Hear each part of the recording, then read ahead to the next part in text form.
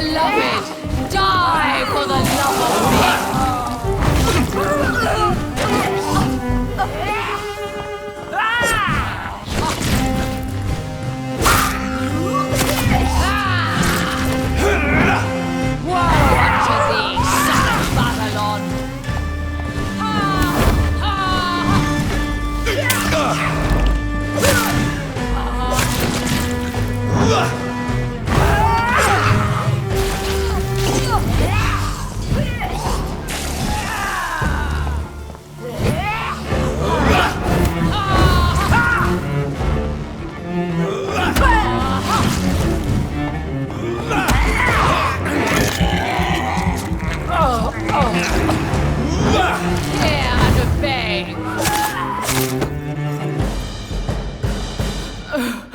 Wait.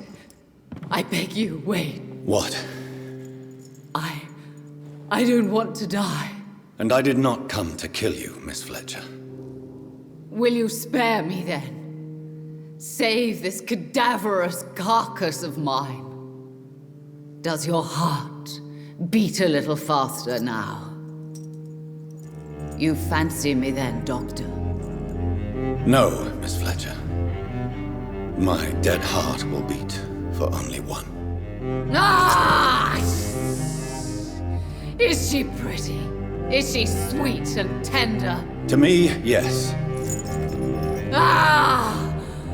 I hate her already. I know. And this is partly why you must be destroyed. But you just said... That I did not come here to kill you, yes. But I realize now the threat you embody must be stopped.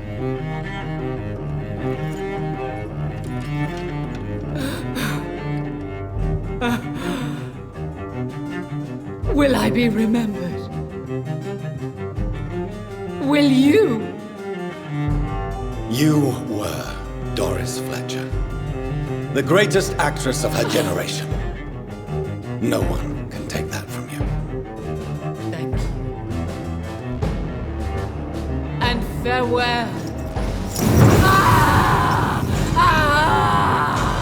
Ah!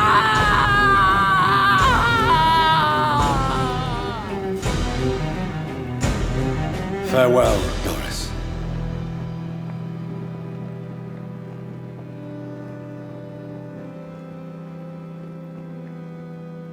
Bravo! So dramatic. I love it. McCullum! How strange I seem to find you whenever I'm inquiring about that Skal infestation. I mean you no harm. I'm not here for you. But once I've put all the pieces of the puzzle together, I'm sure we'll have a little chat, you and me. Stay away from me, McCullum. You and all your war dogs. That I can't guarantee, Dr. Reed. But I'll let you go. For now. I should probably leave the theater right now.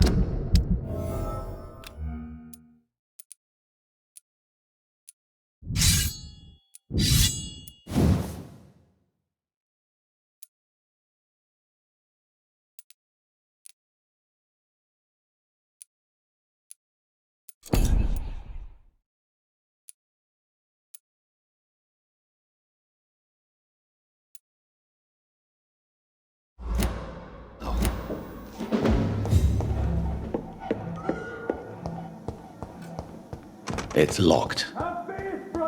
The West End should be safe now.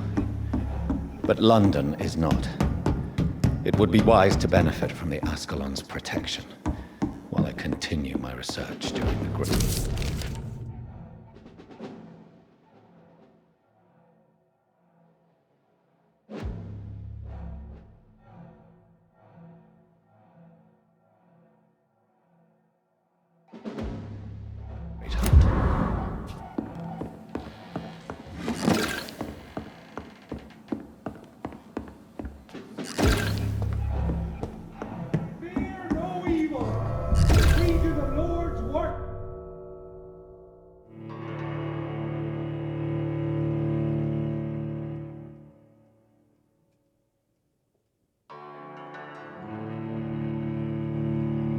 I will return later. These people want me dead. I need to leave now.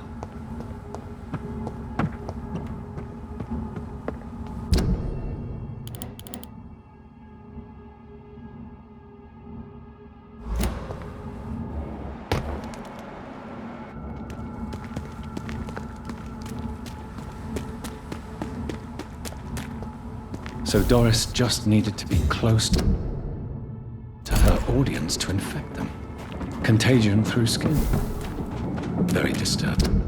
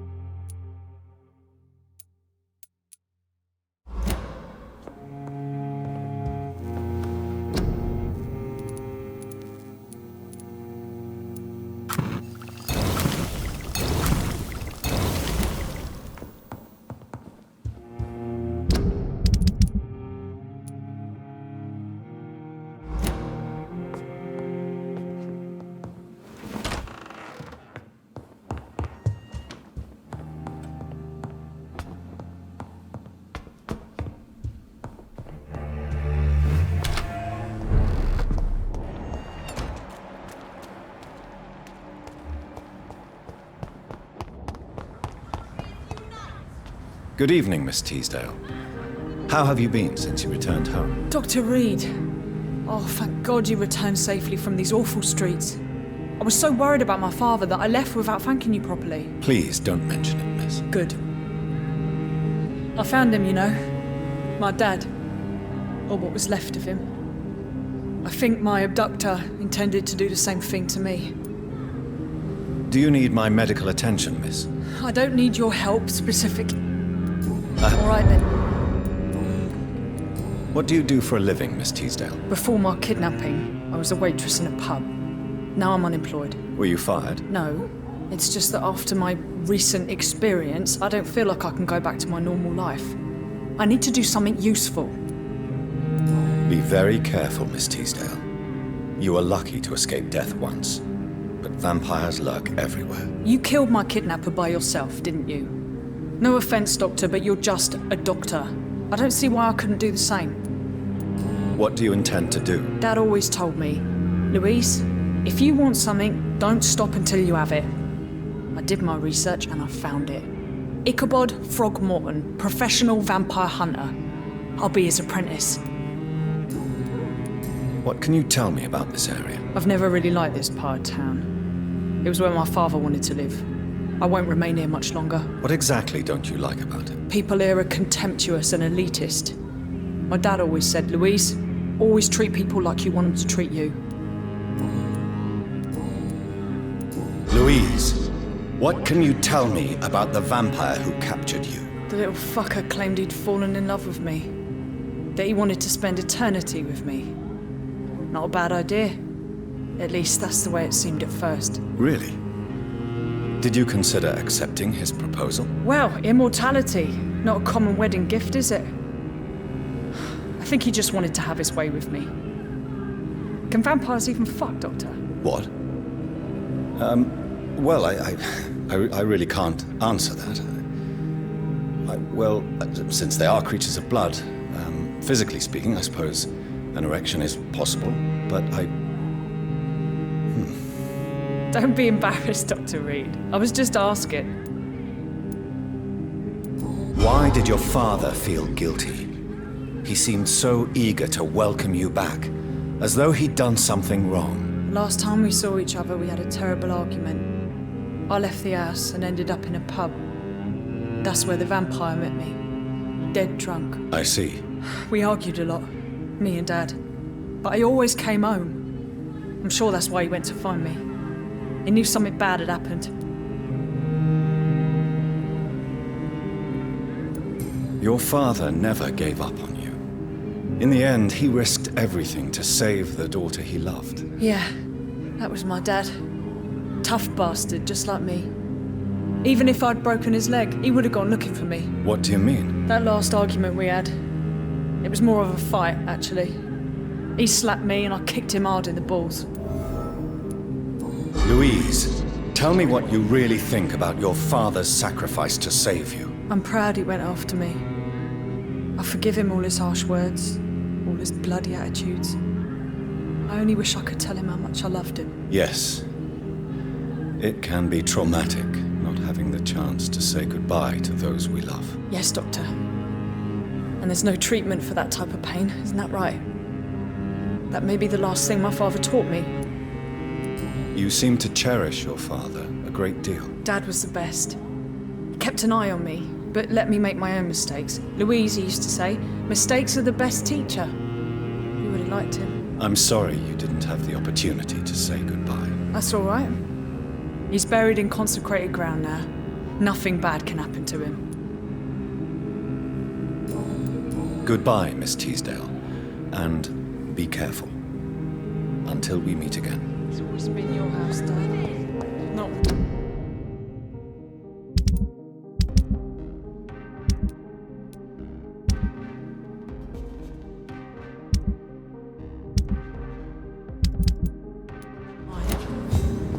Women's right to vote is only the first step.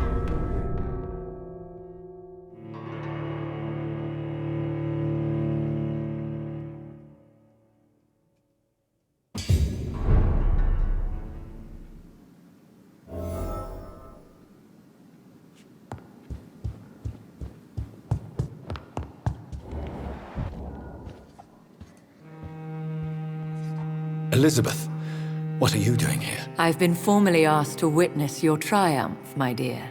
After all, isn't it the natural role of a woman to support her man in victory? But it's you who insisted I join the Ascalon. Please forgive my giddiness. I'm just overcome by the thrill of finally being allowed within these hallowed halls. You certainly have an inquisitive mind. It's quite something. Elizabeth Ashbury, only you can make me smile in these difficult times. And the same to you, Jonathan Reed. Now go have your little chat with the chairman. I can see he's practically bursting to hear your report.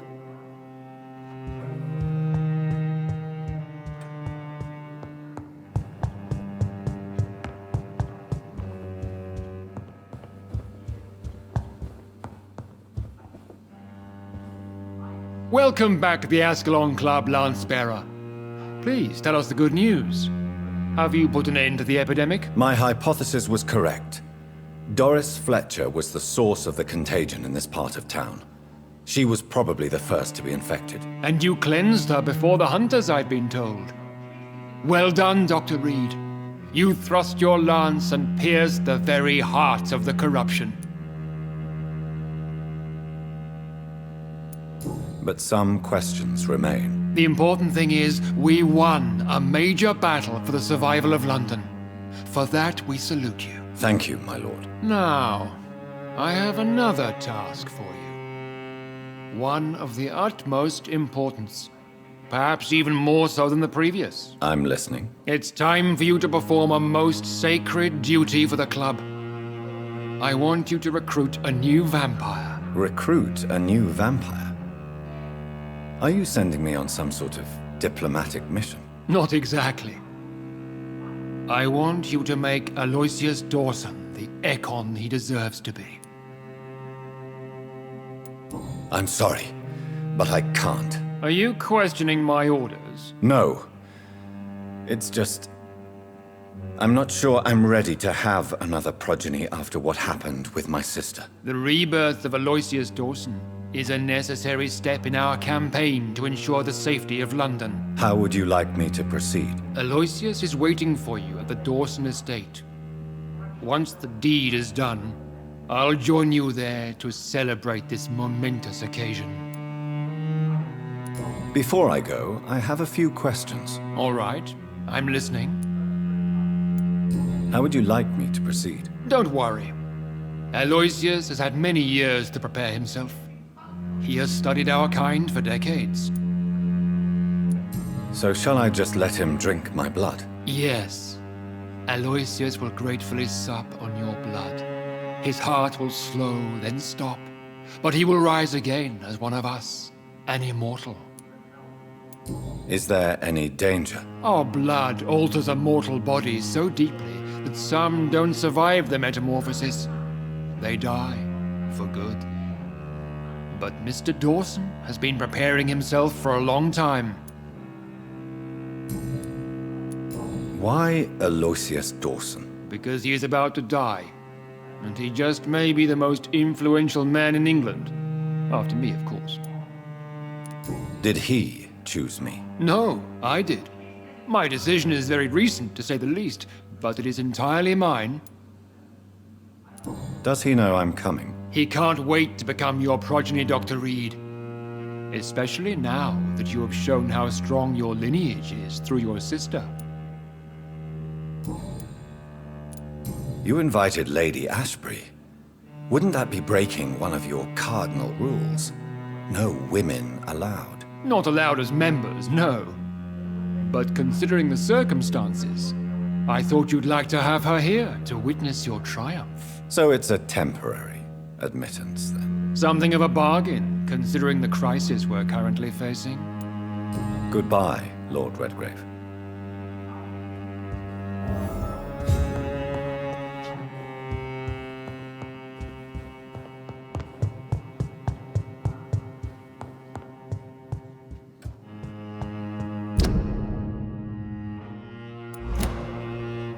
Are you all right, Jonathan? Lord Redgrave has just ordered me to turn Aloysius Dawson, to make him my progeny. I see. And how do you feel about this? I won't do it. The very thought of it makes me sick. The real question here is, why has his lordship given you this task? Do you think it's some sort of trap? Do you really want to know what I think about this? I do, yes. To make an immortal of a soulless blackguard like Aloysius Dawson will only lead to a disaster for London. The man is already dead inside. Should I refuse? Perhaps politely suggest that Lord Redgrave turn the man into a vampire himself. Don't you dare, my dear. According to what I've recently discovered, his lordship could kill you for even broaching the subject. Really? Why? I've recently found proof that the Earl of Bristol is of lesser lineage and only capable of creating skulls. Please tell me more about your recent investigation. As long as you lower your voice. Are you sure your information about Redgrave is correct? He says he's the progeny of the great knight William Marshall, who lived some 9 centuries ago. That's a lie. Lord Redgrave is unable to create anything but skulls, if the poor souls survive at all. How can you be sure the information was correct? I made the acquaintance of a most interesting informer while investigating your maker, from whom I learned the truth about Lord Redgrave. Why so vindictive? You suddenly sound like you're angry. Forgive me, Jonathan. I hate myself for it, but I feel such pride in my discovery. I'm afraid I just can't help it. Which is? He did serve William Marshall. And yes, the blood he covets as a token does truly belong to that legendary knight. But he was never his progeny. His lineage is not so noble. What would you have me do about Dawson? The man is dangerous. Did you know he plans to build a wall to separate the healthy rich from the sickly poor? Do not make him your progeny. What would you do? The man's dying already. Let the reaper harvest the rotten fruit that is his soul. What would happen if I made Dawson an Ekon like myself? You would add a powerful immortal into a suffering world. An immortal who already craves authority. Maybe I could teach him control, like you taught me.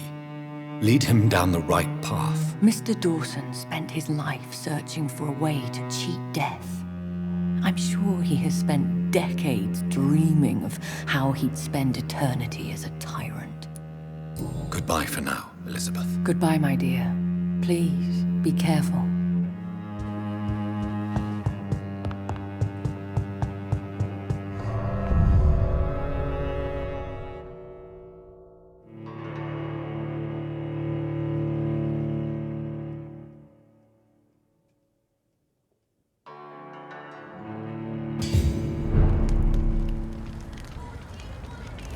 It's always been your house, Dad. Not mine.